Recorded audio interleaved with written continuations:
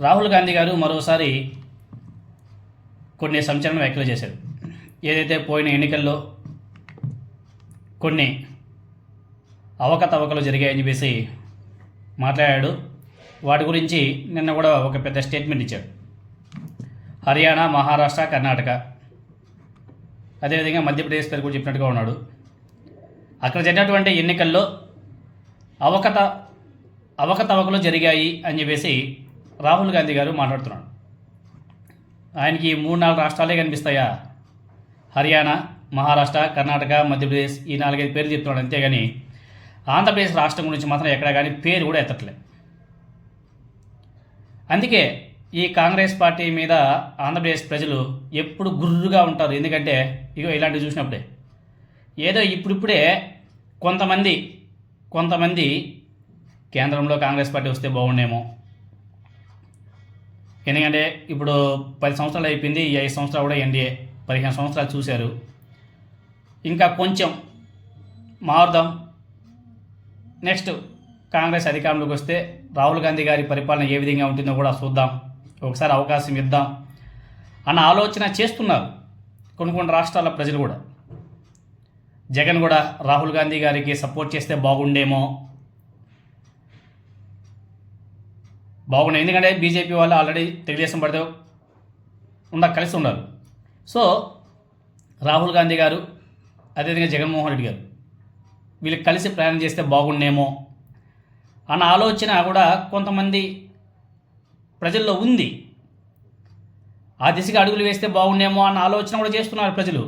కానీ ఈ రాహుల్ గాంధీ గారు ఇచ్చే స్టేట్మెంట్ చూసి ఎవరైతే ఆలోచన చేస్తున్నారో వాళ్ళంతా కూడా ఒకసారి పునరాలోచనలో పడ్డారు.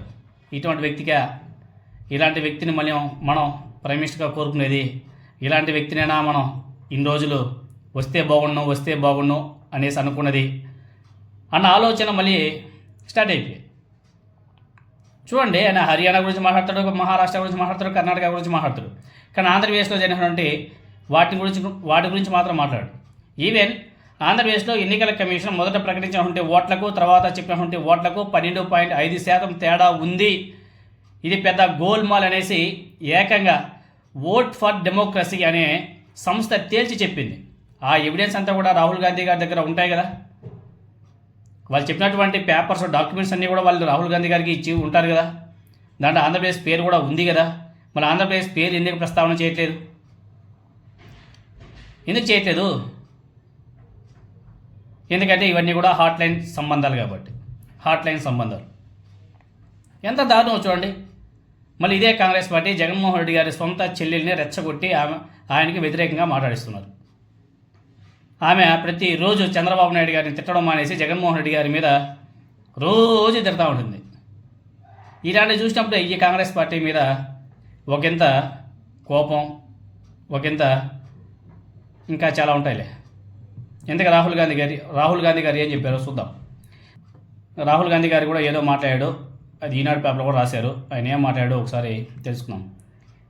హర్యానా, మహారాష్ట్ర, కర్ణాటక ఎన్నికల్లో అవకతవకలు జరిగాయి, ఓటు చోరీపై విస్ఫోటం సృష్టించే ఆధారాలు ఇస్తాం అని చెప్పేసి హెడ్లైన్స్ రాసి ఈనాడులో రాశారు. ఓటు చోరీకి సంబంధించి ఇప్పటికే పలు ఆధారాలు అందించాం, భవిష్యత్తులో విస్ఫోటం సృష్టించే సాక్ష్యాలను కూడా ఇవ్వబోతున్నాం అని చెప్పేసి రాహుల్ గాంధీ గారు మాట్లాడాడు. ఉత్తరప్రదేశ్లోనే తన లోక్సభ నియోజకవర్గం రాయ్బరేలీలో పర్యటిస్తున్న రాహుల్ గాంధీ ఈ మేరకు వెల్లడించాడు. అసెంబ్లీ ఎన్నికల్లో ఓట్ల చోరీ జరిగింది. హర్యానా, మహారాష్ట్ర, కర్ణాటక ఎన్నికల్లో అవకతవకలు జరిగాయి, ఓట్ల దొంగతనం జరిగింది అనేది వాస్తవం. మేము ఇప్పటికే దీనికి సంబంధించిన ఆధారాలు ఇచ్చాం. రాబోయే రోజుల్లో శక్తివంతమైన హైడ్రోజన్ బాంబు వంటి రుజువులు చూపించబోతున్నాం. ఓట్ చోర్ గద్దీ చోడ్ అనే నినాదం దేశవ్యాప్తంగా ప్రతిధ్వనిస్తుంది. ఓట్లను దొంగలించడం ద్వారానే ప్రభుత్వాలు ఏర్పడుతున్నాయి, అందుకు సంబంధించిన సాక్ష్యాలు ఉన్నాయి, వాటిని అందిస్తాం అని చెప్పేసి మాట్లాడాడు రాహుల్ గాంధీ గారు. కానీ ఎక్కడ కానీ ఆంధ్రప్రదేశ్ ప్రస్తావన మాత్రం ఎక్కడ కానీ తీసుకురాలేదు. ఎందుకో మరి ఆంధ్రప్రదేశ్ మీద అంత ప్రేమ, మమకారం ఎందుకో రాహుల్ గాంధీ గారికి పాపం. వాటి గురించి మాట్లాడుతుంటే చాలా బాగుండేది కదా, ప్రతి ఒక్కరు కూడా అప్రిషియేట్ చేసేవాళ్ళు. ఆ రాష్ట్రాన్ని పక్కన పడేశారు. ఎందుకంటే హాట్లైన్ సంబంధాలు. జగన్మోహన్ రెడ్డి గారు ప్రతిసారి చెప్పేది ఇదే, వాళ్ళకి హాట్లైన్ సంబంధాలు ఉన్నాయి, వాళ్ళకి హాట్లైన్ బంధాలు ఉన్నాయి. హాట్లైన్ బంధాలు ఉండేటప్పుడు ఎందుకు మాట్లాడతారని చెప్పేసి, ఎందుకు మాట్లాడతారంటే ఇదిగో వీటన్ని చూసినప్పుడే గుర్తొస్తాయి. నిజంగానే వాళ్ళకి హాట్ లైన్ బంధాలు ఉన్నాయి.